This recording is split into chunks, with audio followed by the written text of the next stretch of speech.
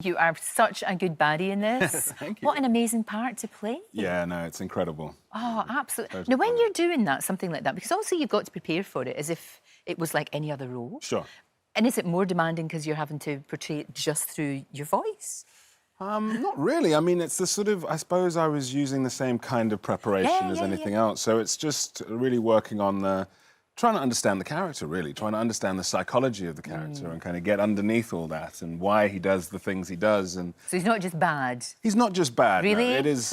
It's an I think it's for him. It's an obsession with power and with status, and you know, and it just is wildly out of control. But it is a kind of it is a state of being that he's in. You know? He's one of the all-time baddies. When I was recording it, it was over the process of about a year, and it started with just I'd go in and do some of the lines, and it would be some sketches. They'd show me some sketches, and then I'd come back a few months later, and it'd be very sort of rudimentary sort of animation, and then I'd come back a few months later, and it'd be these renderings and slightly complex. And by the end of it, you know, in the last sessions that I did, they were showing me or just playing some images of Scar and some of the conversations, and just I was absolutely stunned. It's such an amazing achievement. I think everybody, because you know The Lion King is so well loved, obviously the animation, and then the stage show. Yeah. But this is really, it's taken it to a whole new level. Because I know that most of us, you know, we'll go see a film, and if we really love it, we might go and see it again, perhaps, and then maybe we'll rediscover it years later.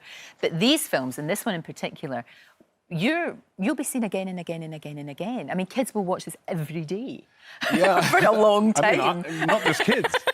Not just kids, no, I know exactly. I mean, I think that it's, I just think it's really going to stand the test of time. You know, Definitely. I think that it's really it's a new chapter. You've done so much. You're working with Charlize Theron, I believe. Yeah, so we're doing a film called The Old Guard and shooting, you know, in and around London. And Right. it's, you know, it's really an incredible film, actually. Yeah, I'm looking forward to that. When's that going to be out? So that'll be out next year for Netflix, yeah. And then will we see you in Maleficent as well? And then Maleficent 2 is coming out, in just a few months, actually. Right. So with Angelina Jolie. Oh, look at you there. Wow.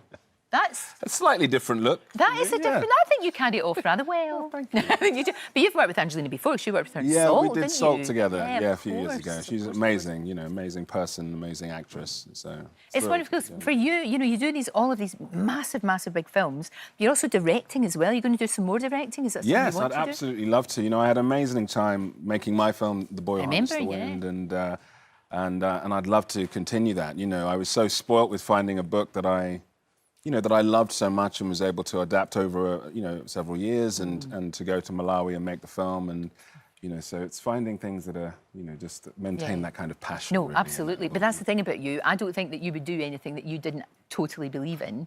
Yeah. And, you know, something like Scar, you know, the ultimate baddie. and such an interesting character to play, as we said. Yeah, no. And a wonderful, you know, the original and what Jeremy Irons brought to Scar was it's just so phenomenal, you know. So an incredible basis to draw a character from. You don't just want to repeat that, because that would be daft, wouldn't it? So you definitely bring your own air of menace. Yeah, you want to sort of occupy the same kind of space, but then look into what else is there maybe, and what you might bring to a role, and what that other psychologies might be, and explore that. You get to sing as well. And a little bit of a sing. It's kind of talking in a tuneful way. Exactly, yeah. It breaks into a little bit more. It's a wee bit more song. Did you get special training for that? Because you know Beyoncé would have been round the corner doing that. I was going to ask Beyoncé, but she was a little busy at the time. But that's you the know, thing. Do most of that, is it you by yourself in a sound booth? Most of it is. I did do some work with Donald Glover and some work with Florence. You know, we did scenes together, but most of it was just myself in the studio, you know, and sometimes John there, but sometimes actually he was in LA, so I'd talk to him sort of down. It's amazing, amazing what they can do. Because like I say, that just looked to me like real animals. Yeah.